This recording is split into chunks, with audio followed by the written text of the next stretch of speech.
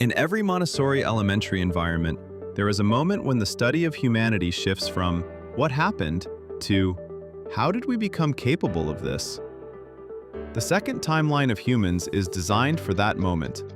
It is a visual story of human development told across an immense scale of time, so children can see, almost at a glance, what the human mind took hundreds of thousands and even millions of years to build. This timeline belongs to the Montessori tradition of the Great Lessons, where history is not a list of dates, but a coherent narrative linking biology, culture, geography, and the evolution of the human hand and human intelligence. Where the first timeline of humans reaches far back to our deeper roots, early ancestors, the earliest shifts toward bipedalism, and the long unfolding path toward the human line, the second timeline carries the story forward into the world of early hominins and early humans, where the human being becomes recognizable not only in body, but in behavior. Here, the timeline begins with the emergence of Homo sapiens. But this is not just a sequence of names of how Homo sapiens came about. It is a sequence of capabilities.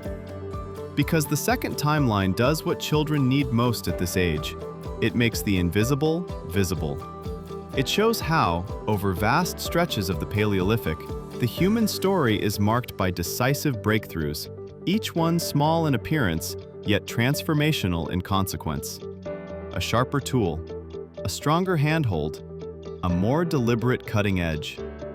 Then, fire, controlled, guarded, shared, changing what could be eaten, where people could live, and how communities could gather.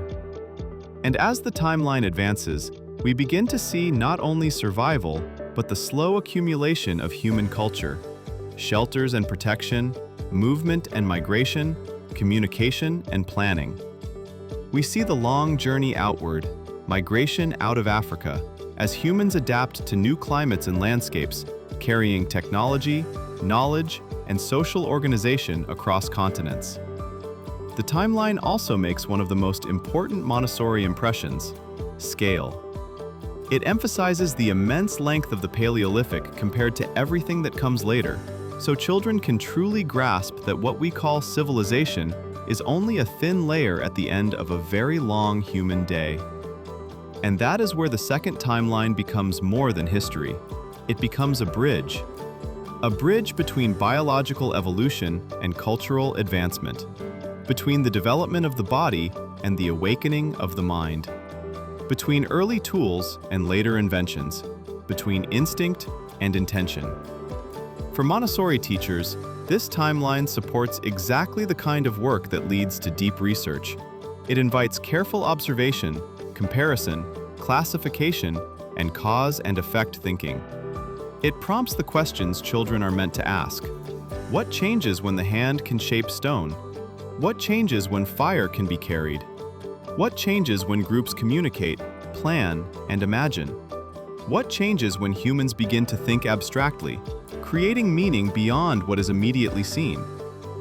The second timeline of humans helps children place these questions in order, so they begin to see that the human being is not merely a species, but a story of adaptation, creativity, cooperation, and rising responsibility.